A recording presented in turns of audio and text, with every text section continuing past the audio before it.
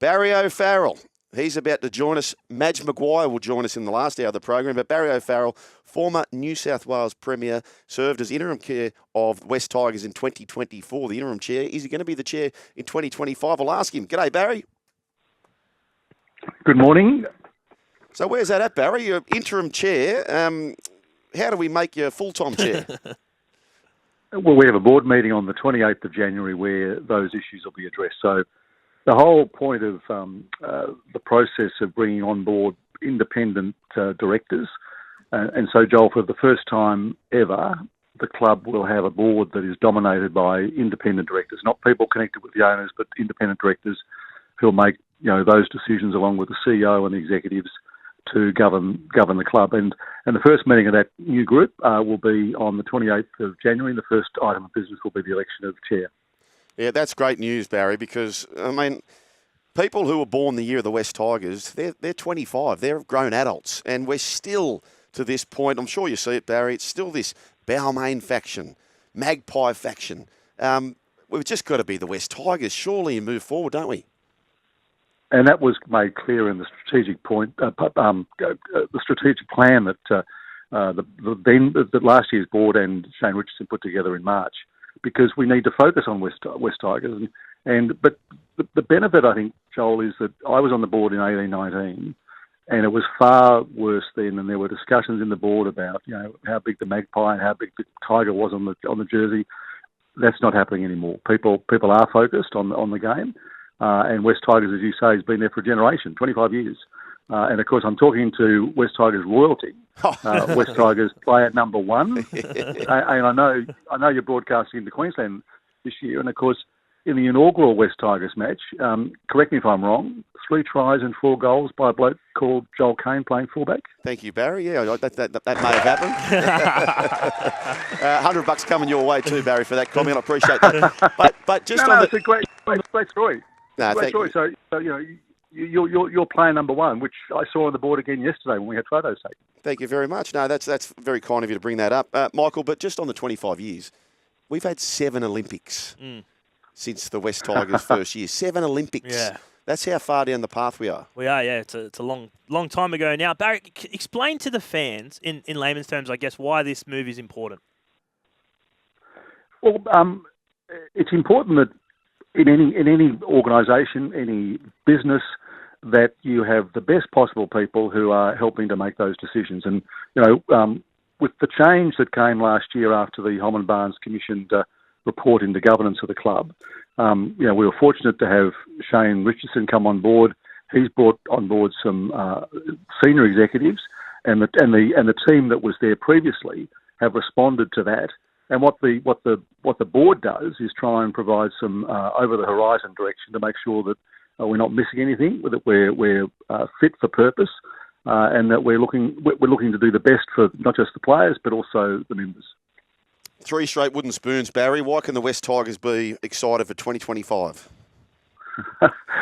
Well, I could say there's only one way to go, and that's up. Yeah, that's true. But secondly, having seen them in what is jokingly called the off-season, because I've seen players in every day since allegedly the off-season started.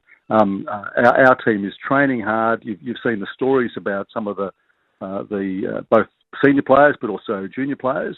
Some of those who were breached when they came back, having failed that terrible skin fold test that, thank goodness, politicians never have to go through, because I would have failed every year. But they have responded to the challenge. They've responded to their teammates, and I think year 3 as coach, we're going to see great things from Benji. Why is Benji the right man to get this side away from where they're sitting over the last couple of years, Barry?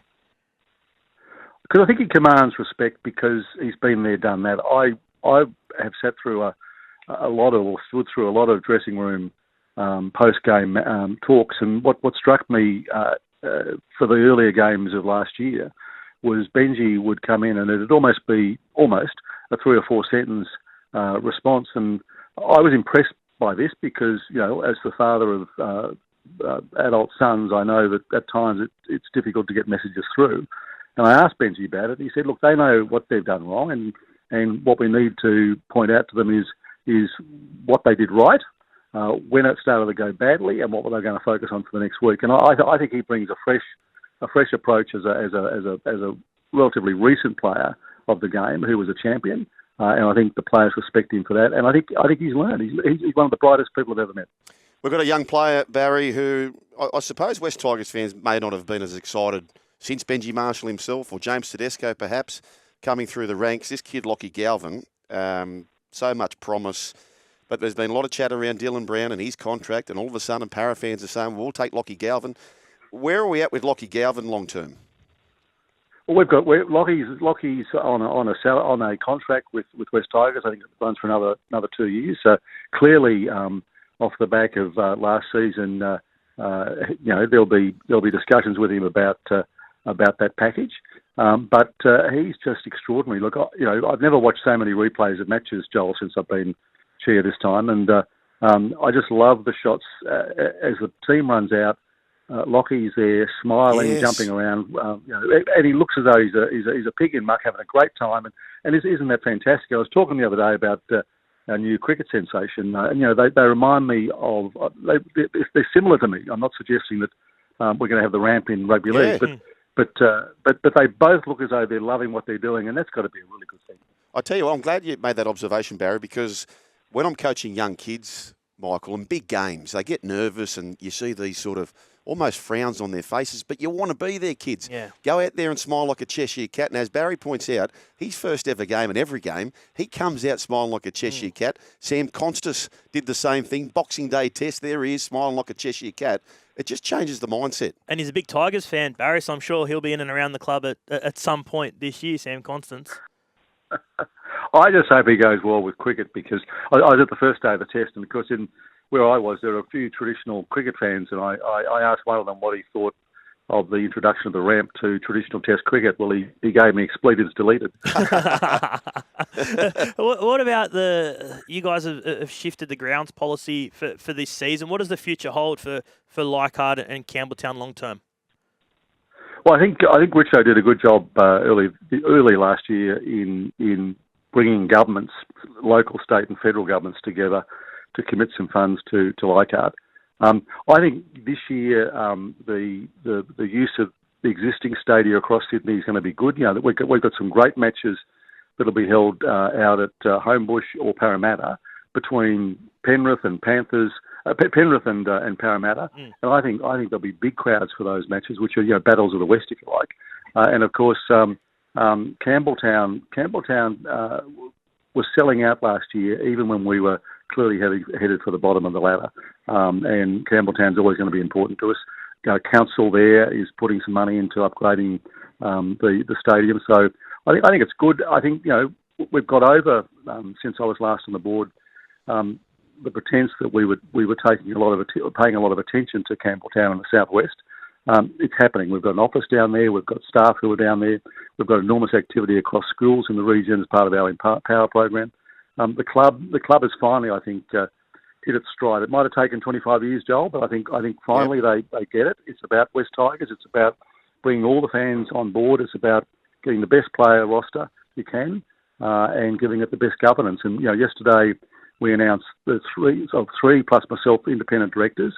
The company that assisted us do that said they were just blown away by the level of seniority and competence that the people who applied had. And these are unpaid positions on the football club. We've got Charlie Viola, who grew up in Campbelltown, lives I think now in the inner west. We've got and who's a finance guy. We've got Michelle McDowell, who for many years was CEO of Allied Transport, who again has grassroots sporting involvement, and we've got a former Paralympian, Annabelle William, who's a lawyer and independent director.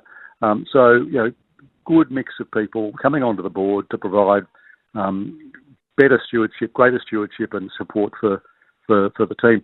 The great Jack Gibson, once coached Western Suburbs, said that winning begins in the front office, and that's why boards and chief executives and staff are important. Oh, absolutely. And I've got to say, to be honest with you, it has been disheartening over the last decade or so, but it does feel as though we are heading in the right direction, and I'm very happy about that. 1300 01 1170 to have your say. Any questions, text through to Barry, but we'll have to let him go shortly. But Barry, if you had to put on a position from a fan's point of view, what can we expect? Like what could we be happy with if we run 12th, 13th? Are you prepared to put a number on where we need to finish this year?